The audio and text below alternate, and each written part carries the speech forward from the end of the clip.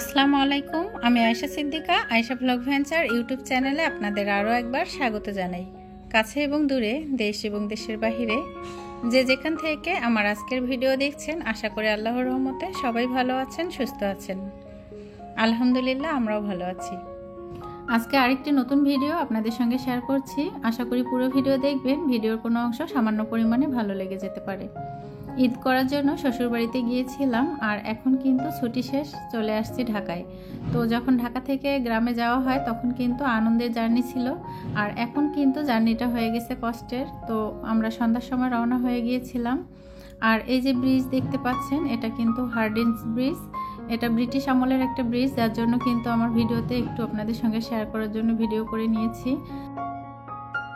প্রিয়জনদের রেখে আসাটা সবসময় কষ্টের। তো যখন আমরা যাই তখন কিন্তু অনেকটা আনন্দ সহকারে যাই, সেখানে গিয়ে সবার সঙ্গে দেখা হয়, আনন্দ করা হয়। কিন্তু যখন ফিরে আসি তখন কিন্তু দুঃখ ভরা মন নিয়ে ফিরে আসতে হয়। এখন রাত 11টা বাজে। মানহা কিন্তু কিছুটা সময়ের জন্য ঘুমিয়ে পড়েছিল, কিন্তু আরব ঘুমাতে পারিনি। আরব মানহা দুজনেই কিন্তু একটু অসুস্থ হয়ে পড়েছিল। আরবের ঠান্ডা লেগে গেছে, কাশি, গলা ব্যথা। মানহারও শরীরটা সেরকম একটা ভালো নেই।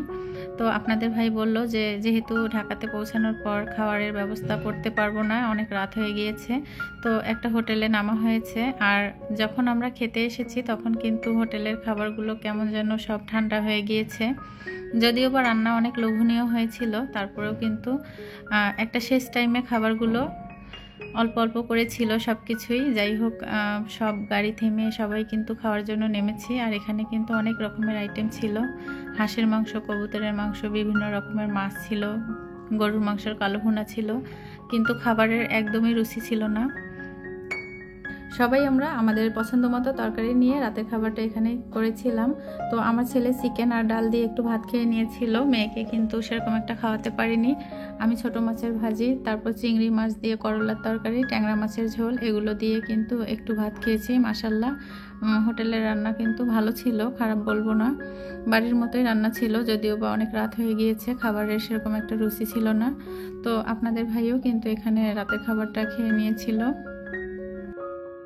রাতের খাবার এখান থেকে আমরা সবাই খেয়ে নিয়েছিলাম। তারপর কিন্তু আরবকে গরম পানি দিয়ে গার্গল করিয়েছিলাম। ওর গলায় প্রচণ্ড ব্যথা হয়ে গিয়েছে, অনেক কাশি হয়েছিল। আমার মেয়ে বসে আছে, তারপর ওর বাবা একটু চা খেয়ে নিয়েছিল। তারপর কিন্তু আমরা আবার জার্নি শুরু করে দিয়েছিলাম। ভিডিওর মাঝখানে আপনাদের কাছে আমার ছোট্ট একটা রিকোয়েস্ট থাকবে, যারা আমার ভিডিওটি দেখছেন এখন পর্যন্ত লাইক দেননি, লাইক দিতে ভুলে গিয়েছেন, প্লিজ একটা লাইক করে দিবেন। যে সকল আপু ভাইয়ারা ভালোবেসে আমার পাশে আছেন, আমার ভিডিও দেখেন, তাদের জন্য অসংখ্য ভালোবাসা ও দোয়া রইল।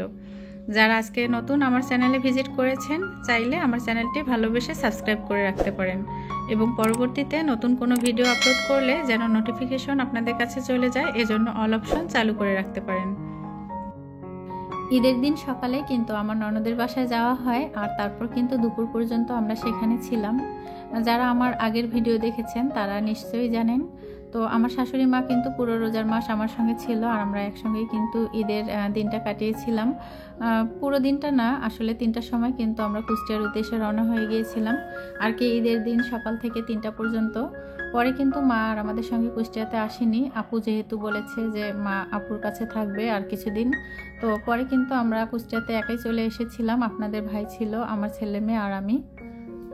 কুষ্টিয়াতে গ্রামের বাড়িতে আমার শ্বশুর আছেন, আর আমার দেবর আছে, দেবরের ওয়াইফ আছে, আর তার কিন্তু 2টা ছেলে আছে। তো যখন আমি চলে আসি কুষ্টিয়া থেকে, তখন বাবা আমাদের জন্য কি কি দিয়েছিলেন সেগুলো আমি আপনাদের সঙ্গে ভিডিওতে শেয়ার করছি।